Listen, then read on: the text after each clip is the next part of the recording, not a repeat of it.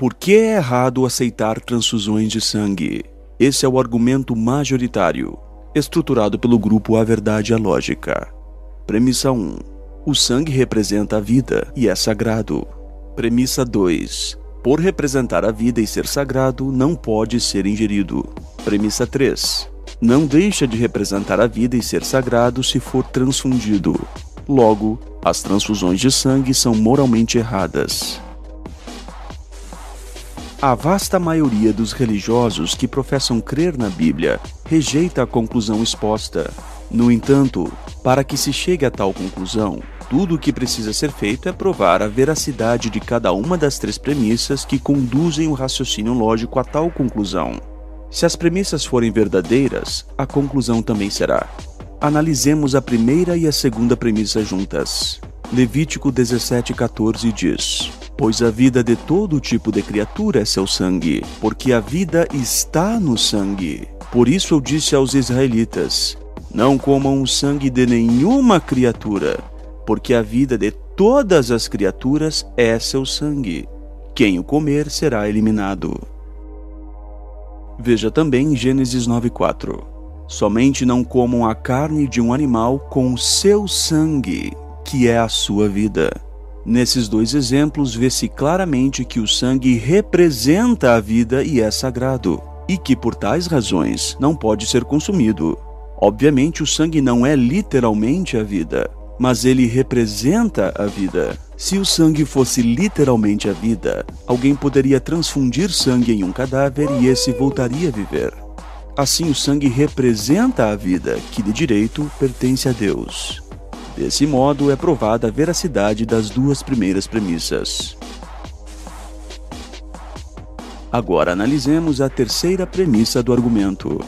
Existe algum motivo para que se pense que o sangue perde o seu significado e valor ao entrar no corpo humano diretamente pelas veias e não por vias orais?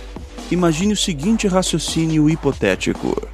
Quando Deus criou Adão e Eva, ele lhes disse para não comer da árvore que estava no meio do jardim, porque no dia em que dela comessem, morreriam. Gênesis 2:17. Certamente, aquela árvore não era venenosa. Tampouco oferecia qualquer dano ao sistema digestivo do casal humano. Mas aquela árvore representava o direito de Deus determinar o certo e o errado. Ela era um símbolo da autoridade de Deus. Por isso, o ser humano que comesse do fruto da árvore estaria, na verdade, rejeitando aquilo que a árvore do conhecimento do que é bom e do que é mal representava, a soberania de Deus. Foi por isso que Deus proibiu o casal humano de comer da árvore. Não porque o fruto da árvore talvez fosse venenoso ou indigesto, mas porque ele representava o direito de Deus governar, isto é, a soberania legítima de Deus. Agora, suponhamos que, por algum motivo hipotético improvisado, Adão e Eva conseguissem liquefazer a fruta de tal árvore e injetar tal líquido em suas veias. Será que o fruto de tal árvore perderia o seu significado? Será que esse fruto deixaria de representar a soberania de Deus?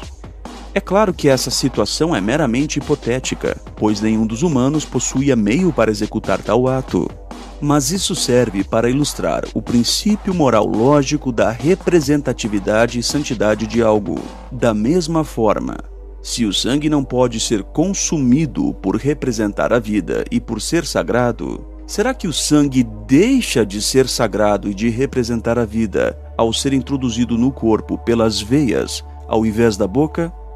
Alguns tentam argumentar que, em uma transfusão, o sangue não representa a vida, porque a pessoa que doa o sangue não morreu. Mas é importante olharmos para o que a Bíblia diz. Levítico 20:18. Se um homem se deita com uma mulher menstruada e tem relações sexuais com ela, tanto ele como ela expuseram o fluxo de sangue dela. Ambos serão eliminados dentre seu povo. Veja que, neste exemplo citado, mesmo no caso de um ser humano vivo, o sangue ainda tinha sua plena representatividade. Assim sendo, mesmo em humanos vivos, o sangue ainda retém todos os atributos dos motivos da proibição afirmada por Deus. Dessa forma, a terceira premissa é provada verdadeira. Agora voltemos à estrutura do argumento majoritário. Premissa 1. O sangue representa a vida e é sagrado. Premissa 2. Por representar a vida e ser sagrado, não pode ser ingerido. Premissa 3. Não deixa de representar a vida e ser sagrado se for transfundido. Logo, as transfusões de sangue são moralmente erradas pelo mesmo motivo que a ingestão de sangue é errada.